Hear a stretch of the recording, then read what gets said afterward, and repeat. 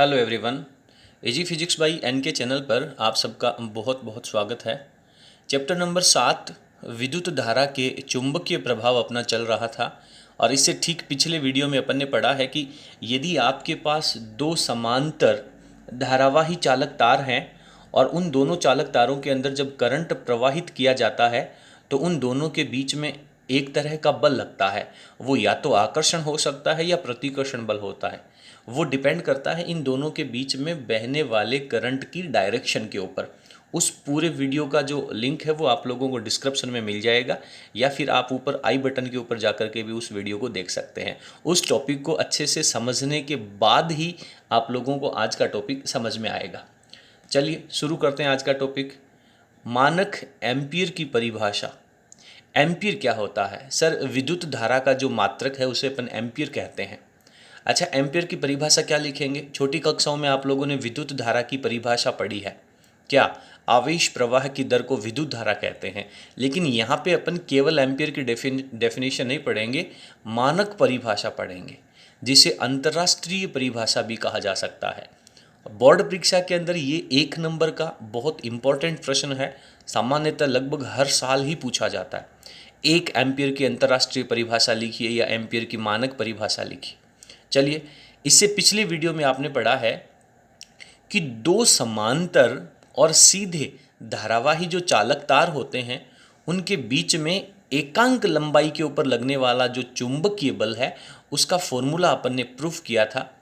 Delta F upon delta L बराबर mu naught I1 I2 पहले और दूसरे तार में बहने वाला करंट है अपॉन 2 पाई डी है उन दोनों चालक तारों के बीच की समांतर जो दूरी ले रखी है, समान दूरी जो ले रखी है। पूरा वीडियो आप लोगों ने पिछले टॉपिक के अंदर बहुत अच्छे से पढ़ा है। तो ये जो आप लोगों के पास एकांक लंबाई पर लगने वाला बल है इसको अपन सोल्व करते जाएं। ये जो दोनों करंट है इसको मैं 1 एम्पीयर कह दूं दोनों चालक तारों में। लेकिन जब इसको अपन 1 एम्पीयर कहेंगे तो ये तो यहाँ से रिमूव हो जाएगा, क्योंकि 1 से गुणा करेंगे तो कोई फर्क नहीं पड़ेगा। बटा में ये जो डी है, जो दोनों चालक तारों के बीच की दूरी है, इसको भी अपन 1 मीटर कह दे। तो जैसे इन दोनों करंट को अपन 1 मीटर कहेंगे, बटा में जो दूरी है वो भी 1 मीटर कहेंगे, तो एकांक लंबाई पर लगने वाला जो बल है वो आपके पास म्यू नॉट बटा 2 पाई रह जाता है। और जैसे ही म्यू नॉट बटा 2 पाई है तो अब अपन म्यू नॉट की वैल्यू रखेंगे, और म्यू नॉट की वैल्यू रखेंगे तो अपने पास म्यू नॉट की वैल्यू कितनी होती है? सर, म्यू नॉट की वैल्यू होती है 4 पाई इंटू 10 की पावर -7। अब यहाँ पे क्या करना है?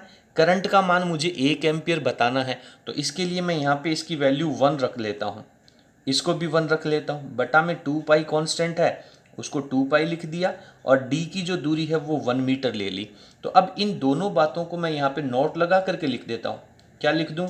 कि यदि I1 का मान और I2 का मान बराबर है और वो है 1 एम्पियर। ठीक है सर। इसके बाद में D का जो मान है, दोनों चालक तारों के बीच की दूरी है, उसको भी अपन 1 मीटर ले लेते हैं। तो ये मेरे पास delta F upon delta L की वैल्यू आ जाती है। इसको सरल करेंगे तो 2 से 2 कैंसिल आउट हो जाएगा, तो ऊपर 2 रहेगा और पाई यहाँ से रिमूव हो जाएगा। तो ये मेरे पास वैल्यू हो जाएगी सिर्फ 2 इंटू 10 की पावर -7। और ये क्या चल रहा है? एकांक लंबाई पर लगने वाला बल है, तो बल का मात्रक तो हो जाएगा न्यूटन और एकांक लंबाई के लिए मात्रक लग जाएगा मीटर। तो ये जो 2 गुणा 10 की पावर -7 एकांक लंबाई पर लगने वाला बल है, ये तभी हो सकता है जब इन दोनों चालक तारों में बहने वाली विद्युत धारा 1 एम्पीयर की हो।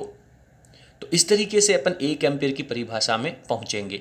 सबसे बड़ी बात यह है कि अक्सर बच्चे पूरी डेफिनेशन याद करने के बाद में जब एग्जाम में लिखते हैं तो इस बात में कंफ्यूज हो जाते हैं कि यहाँ पे सर प्लस का 7 आएगा कि माइनस का 7 आएगा। इतना तो याद रह जाता है कि 2 इंटू 10 की पावर में 7 आना, लेकिन प्लस का या माइनस का, तो इस बात को आपको विशेष तरीके से याद रखना।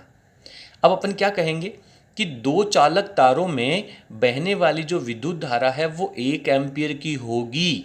कब कब होगी? जब दोनों चालक तारों को 1 मीटर की दूरी पर रखा जाए और उनके बीच में लगने वाला एकांक लंबाई पर लगने वाला जो बल है वो 2 इंटू 10 की पावर -7 न्यूटन प्रति मीटर होगा। इसका मतलब है कि दोनों चालक तारों में बहने वाला जो करंट है वो 1 एम्पीयर का होगा। ठीक है। अब अपन बात करते हैं कि यदि 1 नंबर का प्रश्न ये आ जाए तो आपको किस तरीके से लिखना होता है। तो इसके लिए जो 1 नंबर के प्रश्न में आपको जो आंसर देना होता है वो मैं डायरेक्ट यहाँ पे इन्वर्टेड कोमा के अंदर लिख देता हूँ। केवल आपको उतना ही आंसर परीक्षा के अंदर लिखना चाहिए। ये सारी बातें हैं वो अपने को समझने के लिए और अपने नोट्स में लिखनी है, क्योंकि 1 नंबर से बड़ा प्रश्न इसमें आना नहीं है। तो जो अभी अपन इन्वर्टेड कोमा में लिखेंगे केवल उतना सा आंसर आपको बोर्ड परीक्षा में डालना है। ये सारी बातें अपने को समझने के लिए थी। तो पहले मैं इसकी डेफिनेशन लिख लेता हूँ। तो परिभाषा में अपन ने लिखा है कि निर्वात या वायु में, यानी दोनों चालक तारों के बीच में चारों तरफ या तो निर्वात हो सकता है या फिर वायु है वो माध्यम हो सकता है। किसी प्रकार का कोई चालक या कोई दूसरा अचालक या पराविद्युत पदार्थ नहीं होना चाहिए। निर्वात या वायु में परस्पर 1 मीटर की दूरी पर, सबसे पहली बात, दोनों चालक तार हैं वो 1 मीटर की दूरी पर और समांतर रखे होने चाहिए। तो परस्पर 1 मीटर की दूरी पर समांतर रखे चालक तारों में बहने वाली विद्युत धारा 1 एम्पियर कहलाती है। 1 एम्पियर उनके बीच में जो करंट है वो प्रवाहित होगा, वो 1 एम्पियर कब कहलाएगा? यदि उनके बीच में, किनके? चालक तारों के मध्य एकांक लंबाई पर, चालक तारों के ऊपर एकांक लंबाई पर 2 × 10⁻⁷ न्यूटन प्रति मीटर का बल लग रहा है। यदि दोनों चालक तारों के बीच 1 मीटर की दूरी है और यदि एकांक लंबाई पर लगने वाला बल 2 × 10⁻⁷ न्यूटन प्रति मीटर है, तो उन दोनों चालक तारों में बहने वाला जो करंट है उसको अपन 1 एम्पियर कह सकते हैं। तो ये 1 एम्पियर की अंतर्राष्ट्रीय परिभाषा है और एग्जाम में केवल आपको ये 3 लाइनें लिखनी होती हैं, 1 नंबर के लिए सफिशिएंट है। चाहे वो आपका CBSE का एग्ज़ाम हो, चाहे वो किसी स्टेट बोर्ड का एग्ज़ाम हो, सब के अंदर ये बहुत इंपॉर्टेंट परिभाषा है, ये पूछी जाती है। तो बहुत छोटा सा टॉपिक था। आई होप आप लोगों को बहुत अच्छे से ये परिभाषा समझ में आ गई होगी और 2-3 बार आप लोग इसको पढ़ करके, लिख करके प्रैक्टिस करेंगे तो ये याद हो जाएगी। सबसे इम्पोर्टेंट पार्ट जो इसमें है वो 2 × 10⁻⁷ संख्या लिखना है और उसके आगे ये जो मात्रक न्यूटन प्रति मीटर है, इसमें भी यदि आप त्रुटि कर देते हैं तो इसका जो स्कोर है वो आपका नेगेटिव चला जाता है। चलिए, यदि आपको हमारा वीडियो पसंद आया हो तो प्लीज़ आप इसे लाइक कीजिए और अपने फ्रेंड्स के साथ शेयर करना ना भूलें। 1 से लेकर के 7 चैप्टर तक के प्रत्येक टॉपिक के ऊपर क्रम के अनुसार हमने प्लेलिस्ट तैयार कर रखी है, जो आप हमारे प्लेलिस्ट में जाकर के प्रत्येक टॉपिक को पढ़ सकते हैं। यदि आप लोग हमारे सब चैनल के ऊपर नए हैं तो प्लीज़ इसे सब्सक्राइब करके बेल आइकन को ज़रूर प्रेस कीजिए, ताकि आने वाले वीडियो का नोटिफिकेशन सबसे पहले आप लोगों को मिल सके। और जैसा भी आप लोगों का फीडबैक है ज़रूर हम तक पहुँचाएँ। बहुत बहुत धन्यवाद।